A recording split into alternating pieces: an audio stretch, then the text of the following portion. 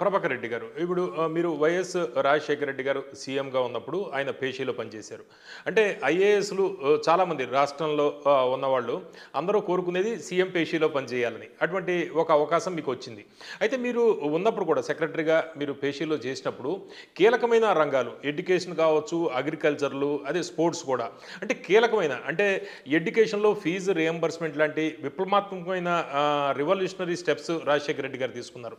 Agriculture విషయంలో కూడా ఎందుకంటే ఇరిగేషన్ అగ్రికల్చర్లోకి రాకపోయినా కూడా అగ్రికల్చర్లో ఇరిగేషన్ విడిగా అయినా కూడా ఇంటర్లింక్ ఉన్నవి. అంటే రివల్యూషనరీ స్టెప్స్ అన్ని తీసుకున్నారు. మీరు రాజశేఖర రెడ్డి గారి పేషీలోకి ఎలా వెళ్ళారు? యాక్చువల్గా ఎలా మిమ్మల్ని చూస్ చేసుకున్నారు? రాజశేఖర రెడ్డి గారు సీఎం అంటే నాకు పరిచయం ఉంది ఆయనతో. ఎందుకంటే ఆయన కడప జిల్లా కాబట్టి ఆయన 78లో సీఎం. బంధువు కూడా అనుకుంటాను మీరు? బంధువు కూడా దూరం, చాలా దూరం ఎక్కడో అనమాట. సో రాజశేఖర రెడ్డి గారు 78లో ఎమ్మెల్యే అయినప్పటి నుంచి నాకు పరిచయం ఉంది. ఎందుకంటే ఆయన గుల్బర్గాలో డాక్టర్గా మొదట ఎమ్మెల్యేగా అయిన దగ్గర నుంచి మీరు చూస్తున్నాం. అంతకుముందు డాక్టర్గా ఉన్నప్పుడు కూడా నాకు తెలిసిన వాళ్ళు ఒకరిద్దరు, ఇప్పుడు సాయి ప్రతాప్ అని ఎంపీగా ఉంటారు, ఆయన కూడా ఆయన క్లాస్మేట్, ఆయన కడపలోనే ఉంటాడు. అట్లాగే మా బంధువు ఒకతను కూడా ఇతనికి గుల్బర్గాలో చదువుకున్నారు. ఆ విధంగా పరిచయం ఉంది అనమాట. తర్వాత ఆన్ అండ్ ఆఫ్ ఆయన ఎమ్మెల్యేగాను ఎంపీగా ఉన్నప్పుడు ఎప్పుడైనా కలవడం అనేది జరిగేది. ఆయన 2004లో సీఎం అయినప్పుడు నేను కృష్ణా జిల్లాలో కలెక్టర్గా ఉన్నాను. ఆయన సీఎం అవుతానే నేను పేషీకి రాలేదు. ఆయన సీఎం అయిన తర్వాత 1 సంవత్సరానికి నన్ను తీసుకున్నారు. నార్మల్గా ఆయన సీఎం అయినప్పుడు ఏమైందంటే ఎవరెవరో చేరిపోయారు ఆయన దగ్గర. మీరు చెప్తే నేను చెప్తే ఒకరు, అట్లా ఫస్ట్ టైం కదా. చేరిపోయిన తర్వాత 1 సంవత్సరంలో వాళ్ళు చూస్తే వీళ్ళతో మనకు ఉపయోగం లేదు అనేది ఆయనకు కొంచెం అలాంటిది ఐడియా వచ్చింది. రెండవది, నేను అప్పటికి కృష్ణా జిల్లాలో 2 ఏళ్ళు అయిపోతుంది. సో నా యొక్క బై అండ్ లార్జ్ కొంచెం ఏదో మంచి పేరు ఏదో ఉండే. అందుకని చెప్పి నాలాంటి వాడు వస్తే ఉపయోగపడతాడని చెప్పి ఇద్దరిని తీసేసి నన్ను పెట్టుకున్నారు. అంటే వేరే వాళ్ళు ఉన్నారు, జన్నత్ హుసేన్ గారు ప్రిన్సిపల్ సెక్రటరీ ఉన్నారు, సుబ్రహ్మణ్యం గారు, భాను గారు ఉన్నారు, కాకుండా ఇంకో లవ్ అగర్వాల్ అని, ఇతర జనార్దన్ రెడ్డి అని ఇద్దరు ఉన్నారు. వాళ్ళకి వేరే పోస్టింగ్లు ఇచ్చి ఆ ఇద్దరి కలిపి నాకు నన్ను తీసుకున్నారనమాట. అట్లా నేను అక్కడి నుంచి ఇంకా 4 తర్వాత ఆయన ఉన్న రోజులు నేను ఆయనతో ఉన్నాను. ఓకే. రాజశేఖర రెడ్డి గారి షాడో టీం ఏంటి? షాడో టీం అనేది ఏమి ఉండదు. ఆయన ఎట్లుంటుందంటే అందరినీ దగ్గర తీసుకునేవాడు. ఎవరిని నువ్వు నాకు నచ్చలేదు, నువ్వు నాకు నచ్చినావు అనేది కాదు. శత్రువు అయినా సరే భుజం మీద చేసుకొని రా అంటాడు. ఆయన 30 ఏళ్ళు 40 ఏళ్లలో ఆయన అనుభవంలో ఆయన నేర్చుకుంది ఏంటంటే ఎవరిని దూరం చేసుకోకూడదు. ఆయన అంటాడు కదా, కోపం అనేటువంటి నరం తెగిపోయిందని. సో ఆయనకి అసూయ ద్వేషాలు పెట్టుకొని ఒక దూరంగా పెట్టాలా దగ్గర పెట్టాలనేది లేదు. ఆయన ఎవరైనా సరే ఆయన అడిగితే చాలన్నమాట. సహాయం చేయమని అడిగితే వాళ్ళు రావాలి. శత్రువైనా సరే మన దగ్గరికి వచ్చి నాతో సహాయపడి నన్ను నా దగ్గరికి రావాలి అనేటువంటి టెండెన్సీ అనమాట. నువ్వు శత్రువు కాబట్టి, నువ్వు ఆ రోజు నాకు ఓటేయలేదు కాబట్టి ఇట్లా నీ పని చేసి పెట్టను, నువ్వు నా దగ్గర రావద్దు అనేది ఎక్కడ ఉండదు. అందరూ రావాలి, అందరికీ సహాయం చేయాలి, అందరినీ చేత్తో తోడు తీసుకుపోవాలి అనేటువంటి టెండెన్సీ ఉండేది ఆయనకి. కాబట్టి ఆయనకి గురువుపో లేకపోతే ఒక 4 ఒక 5 మంది మాత్రమే చెప్పాలి, వాళ్ళు చెప్తేనే వింటాడు అనేది లేదు. అది షాడో టీములు లాంటివి నాకేం తెలిసి లేవు. ఒక రామచంద్రరావు గారు ఉండేవారు, కేవీపీ గారు వీళ్ళు ఏంటంటే డిస్కస్ చేసుకునేవాడు ఈ విషయాలు. ఏదైనా వచ్చినప్పుడు అడ్మినిస్ట్రేటివ్ సంబంధము, పొలిటికల్ సంబంధము ఇంకోటి ఉన్నా కూడా ఆయన ఎప్పుడు వీళ్ళిద్దరూ మాట్లాడుకుంటారు అనేది మనకందరికీ తెలుసు. అదేనా, ఎందుకంటే వాళ్ళిద్దరూ మెడికల్ కాలేజీలో డాక్టర్లుగా చదువుకునేప్పటి నుంచి స్నేహితులు ఇద్దరు. వైఎస్ గారు ఆత్మ అంటారు కదా అది. సో వాళ్ళకి న్యాచురల్గా ఈయన ఇష్టాలు, ఈయన లాభ నష్టాలు అన్నీ ఈయనకి బాగా తెలుసు అన్నమాట. అందుకని వాళ్ళు డిస్కస్ చేసుకొని నిర్ణయాలు తీసుకునేవాళ్ళు. అంటే బాగా పాపులర్ అయిన స్కీమ్స్ మనం చాలా చూసాం. వైఎస్ రాజశేఖర రెడ్డి గారి హయాంలో చాలా స్కీమ్స్ అవి ఇప్పటికి కూడా చాలా రాష్ట్రాల్లో అమలు చేస్తున్నారు, అది తీసుకుని మోడల్గా తీసుకుని.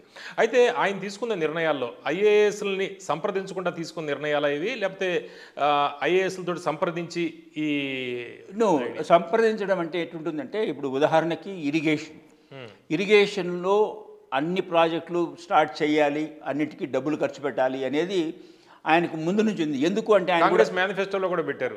ఆయన ఏం చెప్పారంటే, ఆయన నేటివ్ ప్లేస్ పులివెందల చాలా వెనుకబడిన ప్రాంతము, అసలు వర్షాలు లేని ప్రాంతం. పులివెందల్లో ఒకప్పుడు మేము చిన్నప్పుడు ఆ రోజుల్లో ఈ బత్తాయి చెట్లు, ఆరెంజెస్ చెట్లు చాలా ఉండేవి, చీనీ చెట్లు.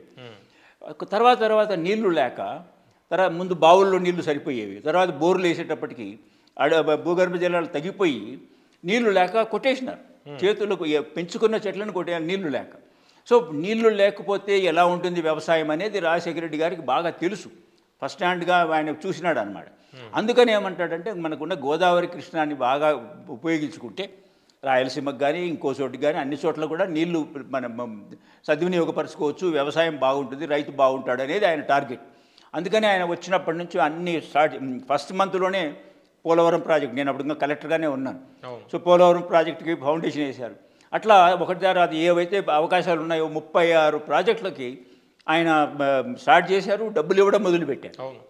ఇప్పుడు దశల వారీగా చాలా ప్రాజెక్టులు అయినాయి. లాస్ట్ది మేము ప్రాణహిత చేవెళ్ళ, నేను కూడా ఉన్నాను ఆ రోజు అక్కడ మన తుమ్మడిహట్టి దగ్గర. సో ఆయన ఫస్ట్ ఇయర్ 1500 కోట్లు పెట్టారు, నెక్స్ట్ ఇయర్ 3000 కోట్లు, తర్వాత 6000 కోట్లు, ఇట్లా డబుల్ చేసుకుంటూ పోతున్నారు ఇరిగేషన్ ప్రాజెక్టులకి డబ్బులు. సో ఆయన టైంలోనే సుమారుగా కంప్లీట్ అవుతూ వచ్చినాయి. ఎల్లంపల్లి కానీ, పులిచింతలు కానీ, తర్వాత ఈ ప్రాజెక్టులు ఆల్మోస్ట్ కంప్లీట్ అయిపోతున్నాయి. పోతిరెడ్డిపాడు, తర్వాత పోలవరం, అట్లా ఇట్లా నార్త్గా ఆంధ్రాలో ఉండేటివి వంశధార, అన్నిటిని కూడా అట్లాగే మన ఒంగోలులో ఉండే ప్రాజెక్టులకి. సో ఎక్కడ అవకాశం ఉంది అక్కడ నీళ్లు ఉపయోగించుకోవాలి, ప్రాజెక్టుల పైన ఖర్చు పెట్టాలని. తెలంగాణ విషయంలో, తెలంగాణ ఇరిగేషన్ ప్రాజెక్టుల విషయంలో ఎట్లా ఉండేవారు? తెలంగాణ ఎల్లంపల్లి స్టార్ట్ చేసింది కదా. ఎల్లంపల్లి యాక్చువల్గా ఎల్లంపల్లే కాదు, ఈవెన్ మన దేవాదులు కూడా, దేవాదులో ఇంకా లింపింగే అప్పుడు చెప్పటికి. ఈయన వచ్చిన తర్వాత అన్నీ ఎక్కడెక్కడైతే దానికి సంబంధించినటువంటి చెరువులు, పైప్ లైన్లు అన్నీ డబ్బులు శాంక్షన్ చేశారనమాట. సో దేవాదులో అయిపోయింది, ఎల్లంపల్లి అయిపోయింది, ఇక్కడ కల్వకుర్తి శ్రీశైలం నుంచి నీళ్ళు తెచ్చి మహబూబ్ నగర్లో చాలా ఏరియాకు కాలువలు చేసినాయి. సో అట్లా ఈ ప్రాంతం ఆ ప్రాంతం అని కాదు, అది రాయలసీమ అయితేనేమి, తెలంగాణ అయితేనేమి, నార్త్ ఆంధ్ర అయితేనేమి, ఎక్కడ ప్రాజెక్టులు ఉంటే అక్కడ అవకాశం ఉంటే, పొటెన్షియల్ ఉంటే మనం ఎక్స్ప్లాయిట్ చేసుకోవాలి. ఇప్పుడు పోలవరం పెట్టారు, పోలవరం కంప్లీట్ అయ్యింటే ఆల్మోస్ట్ అయ్యింది ఇది కూడా. ఎందుకంటే పోలవరం ప్రాజెక్టు ఒకవైపున జరుగుతూ ఉంటే ఇంకోవైపున లెఫ్ట్ కెనాల్, రైట్ కెనాల్కి డబ్బులు ఇచ్చారు. మేము రోజు చూసేవాళ్ళం అనమాట హెలికాప్టర్లో నుంచి. పోలవరం నుంచి బుడమేరు వరకు, విజయవాడ వరకు రైట్ బ్యాంక్ కెనాల్ వచ్చేది. దానివల్ల ఏమైండేదంటే డెల్టాలో నీళ్లకు కావాల్సిన నీళ్లు పోలవరం నుంచి వచ్చేవి, ఆ మిగిలిన నీళ్లు శ్రీశైలం నుంచి రాయలసీమకు పోతాయి అనేది ఆయన ఉద్దేశం, పోతిరెడ్డిపాడు నుంచి. సో ఇలాగ ప్రతిదానికి కాన్సన్ట్రేట్ చేసి ఇరిగేషన్ ప్రాజెక్ట్స్ డెవలప్ చేస్తే మనకు నీళ్లు సద్వినియోగం అవుతాయి, అగ్రికల్చర్ ఇంప్రూవ్ అవుతుంది, రైతులు బాగుంటారు అనేది టార్గెట్ అనమాట. అది కాకుండా మిగతా స్కీములు ఉన్నాయి ఇరిగేషన్ కాకుండా. ఇప్పుడు ఆరోగ్యశ్రీ ఉంది, ఆయన డాక్టర్గా ఆయనకు తెలుసు ఎంత ఖర్చు అవుతుంది. బీదోళ్ళకి ఒకసారి ఏదైనా జబ్బు పడితే హాస్పిటల్కి పోతే 10,000, 20,000, 50,000 అట్లా అవుతుంది, కొన్ని 1,00,000, 2,00,000 కూడా అవకాశాలు ఉన్నాయి. అవన్నీ ఆయన చూసేవాళ్ళు అనమాట. ఆయన డాక్టర్గా తెలుసు, తర్వాత ప్రజానాయకుడిగా చూసేవాడు అనమాట. అప్పుడు ఏమైందంటే వాళ్ళకి ఏ విధంగా చేయాలని సీఎం రిలీఫ్ ఫండ్ ఇచ్చేవాళ్ళం. ప్రతిరోజు సీఎం రిలీఫ్ ఫండ్ సంతకం పెట్టకుండా ఆయన ఇంట్లోకి రిటైర్ కాలేదు, ఇంటికి పోలేదు, ప్రతిరోజు అనమాట. ఒక్కొక్క రోజు అయితే ₹1,00,00,000, 1,50,00,000 సాయంత్రానికి, ఉదయం అంతా వచ్చి ఇచ్చింటారనమాట పిటిషన్లు. సాయంత్రానికి అవి శాంక్షన్ కావాలి. మన ఫోన్లో హాస్పిటల్స్కి మెసేజ్లు పోయేవి, ఫలానా పేషెంట్ మీ దగ్గర ఉన్నాడు, అతనికి ఇంత డబ్బులు కావాల్సి వచ్చింది, శాంక్షన్ అయింది, మీకు రేపు వచ్చేస్తాయి, me go head with that అని చేశారు. అట్లా చేస్తూ 108 ఒక పక్కన అనమాట, అంబులెన్స్ చాలా ప్రాణాలు కాపాడినట్లు అయినట్టుగా కదా అది. సో ఈ ఆరోగ్యశ్రీకి బిగినింగ్ సీఎం రిలీఫ్ ఫండ్ అనమాట. తర్వాత ఏమైందంటే ఇట్లా మనం ఎందుకు ప్రతిసారి ఒక్కొక్కరు రావాలి, వీళ్ళు ఎందుకు రావాలి మన దగ్గరికి, మనం కొంతమందిగా కాకుండా ఎక్కువ మందికి ఒక ఏర్పాటు ఎందుకు చేయకూడదు, ఇది ఒక వ్యవస్థ ఎందుకు చేయకూడదు అన్నప్పుడు ఈ ఆరోగ్యశ్రీని ఇన్సూరెన్స్ స్కీమ్ కింద కన్వర్ట్ చేశారు. మందకృష్ణ మాదిగ పోరాటం ఇవన్నీ కూడా పనిచేసాయి. సో ఇన్సూరెన్స్ కింద ఒక కంపెనీ ఉంటే వాళ్ళకి మొత్తం స్టేట్ మొత్తంలో యావరేజ్న ఎంతమంది తెల్ల కార్డు వాళ్ళు ఉన్నారు, ఎంతమందికి మనకి ఆరోగ్యకు సంబంధించిన డబ్బులు మనం ఇవ్వగలగాలి, ఎలాంటి జబ్బులకు ఇవ్వాలి అనేది ఇన్సూరెన్స్ కంపెనీకి ఆఫర్ ఇచ్చారు. అప్పుడేమైందంటే ఈ జనరల్ ఇన్సూరెన్స్ అందరి కంపెనీలు దాదాపు పర్ హెడ్ 1400, 1200 అట్లా మీరు మాకు ప్రీమియం చెల్లిస్తే మేము ఇస్తామని వచ్చారు. ఈ ఈ ఈ ఈ స్టార్ అని ఒక కొత్త ఇన్సూరెన్స్ కంపెనీ వాళ్ళు 600 ఎంతో లాస్ట్కి అది 400 నుంచి 250 వరకు ప్రీమియం తగ్గుతూ వచ్చింది. వాళ్ళకి ప్రీమియం కడితే వాళ్ళు ఏ పేషెంట్ అయినా సరే ఆంధ్రాలో ఇక్కడ పుట్టి పెరిగినటువంటి ఎవరైనా సరే వాళ్ళకి హాస్పిటల్లో చేరితే వాళ్ళకి కావాల్సినటువంటి వైద్యం చేసి వాళ్ళకి చేరినప్పటి నుంచి ఇంటికి వెళ్ళేటంత వరకు ఒక పైసా ఖర్చు లేకుండా ఆరోగ్యశ్రీనే చూసుకుంటుంది అనేది ఏర్పాటు చేశారనమాట. అది చాలా సక్సెస్ అయింది. అందుకనే ఆరోగ్యశ్రీ అనేది మొత్తం స్టేట్ మొత్తమే కాకుండా ఈవెన్ ఒబామా కూడా మాట్లాడాడు అని చెప్తారు. సో ఆరోగ్యశ్రీ అనేది ఆయన పెట్టిన స్కీమ్. ఇరిగేషన్ కాకుండా ఆరోగ్యశ్రీ వచ్చిన తర్వాత ఫీ రీయింబర్స్మెంట్. బీద పిల్లలకు ఫీజు కట్టలేక వాళ్ళు 10వ తరగతిలోనో ఇంజనీరింగ్కో మెడికల్ కాలేజీకో పోలేరు, వాళ్ళకి ఫీజు కింద గవర్నమెంట్ కడితే వాళ్ళు కూడా మంచిగా చదువుకుంటారు కదా అనేది ఇంట్రొడ్యూస్ చేశారు. సో ఇంకోటి ఏంటంటే రాజశేఖర రెడ్డి గారు ఈ బడ్జెట్ ఇస్తాను ఇంతమందికే ఇంకా తర్వాత ఇయ్యను అనేది కాదనమాట. ఎంతమంది అడిగితే అంతమందికి ఇవ్వాలని శాచురేషన్ అంటారు. సో ఈ ఆరోగ్యశ్రీ అందరికీ ఇచ్చినట్లే ఈ ఫీ రీయింబర్స్మెంట్ కూడా ఎంతమంది బీద పిల్లలు ఉంటే వాళ్ళందరికీ ఇస్తాము అని. సో ఫీ రీయింబర్స్మెంట్ అయితేనే తర్వాత ఇందిరమ్మ హౌసులని బీదోళ్ళకి ఇల్లు ఇవ్వడం ఇచ్చాం, అది శాచురేషన్.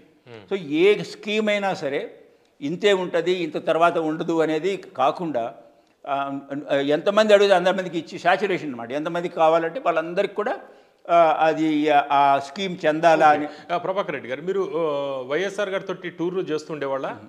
నేనే చేసేవాడిని ఎప్పుడు, ఎందుకంటే మా వాళ్ళు జనసేన గారు ఢిల్లీకి పోయినప్పుడు మాత్రమే పోయేవాళ్ళు, మిగతా లోకల్గా మన ఆంధ్రాలో ఉండేది కాదు, తిరిగేవాళ్ళు. ఆఫీస్లో ఉండేవారు ఆయన ఉండేవాళ్ళు.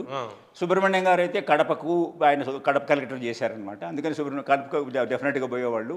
ఆయనకు బ్యాక్ పెయిన్ ఉండేది, అందుకని ఎక్కువ ట్రావెల్ చేయలేరు. హెలికాప్టర్లు స్ట్రైట్ కూర్చోవాలి గంటలుగా, అందుకని ఆయన తిరిగేవాడు కాదు.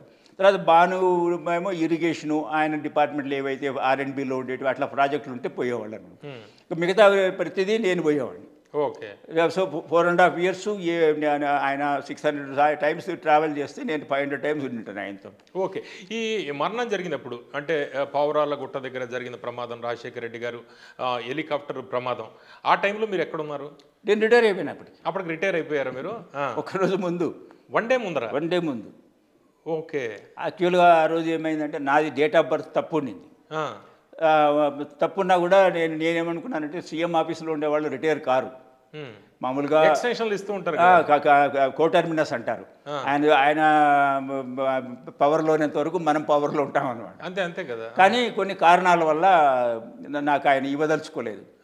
సో నేను కనుక్కున్నా, అర్థమైంది నాకు. సో ఇవ్వాలంటే సరే నీకు వేరే ఏదైనా చూసుకో అన్నా. నేను తీసుకోను, నాకు వద్దు. డేట్ ఆఫ్ బర్త్ ఏంటి? డేట్ తేడా? నాది యాక్చువల్గా 23 August 1950. ఆ రోజుల్లో ఏంటంటే 6వ తరగతిలో చేరేటప్పుడు, మేము స్కూల్లో చేరేటప్పుడు 10 ఏళ్ళు ఉండాలి. నాకు అప్పుడు 10 ఏళ్ళు లేవని చెప్పి 1 సంవత్సరం ఎక్కువ డేట్ ఆఫ్ బర్త్ వేశారు, 49 వేశారు. అది అట్లే నేను ఎప్పుడు నేను పట్టించుకోలేదు, అది అట్లే కంటిన్యూ అయింది. సో కంటిన్యూ అయినందువల్ల నేను ఆ రిటైర్మెంట్ నాకు నా యాక్చువల్ డేట్ కన్నా 60 ఏళ్ళు రాలేదు, నాకు 59కే రిటైర్ అయ్యాను. అది కూడా ఎప్పుడంటే 31 August 2009. 27వ తారీఖు అడిగాను, నాకు ఎక్స్టెన్షన్ ఇస్తారా అంటే లేదు, నువ్వు వేరే ఏదైనా చేద్దాంలే అట్లా ఇట్లా అన్నారు. So I gave up. 1వ తారీఖు అసెంబ్లీ అయిపోయింది, 2వ తారీఖు అది జరిగింది. లేకపోతే నేను ఉండేవాడిని. ఆ రోజు యాక్చువల్గా 1వ తారీఖు రాత్రి నాకు ఫేర్వెల్ డిన్నర్ ఇచ్చారు, మా సుబ్రహ్మణ్యం వీళ్ళందరూ ఉన్నారు. వాళ్ళు కామెంట్ కూడా చేశారు, నువ్వు రేపటి నుంచి మేము పోవాలి, ఎవరో ఒకరు, నువ్వు ఉంటే మేము అసలు పట్టించుకునే వాళ్ళం కాదు అని రాత్రి 10:30కి ఇంటికి వచ్చాము, మార్నింగ్ 9:30కి జరిగింది. ఓకే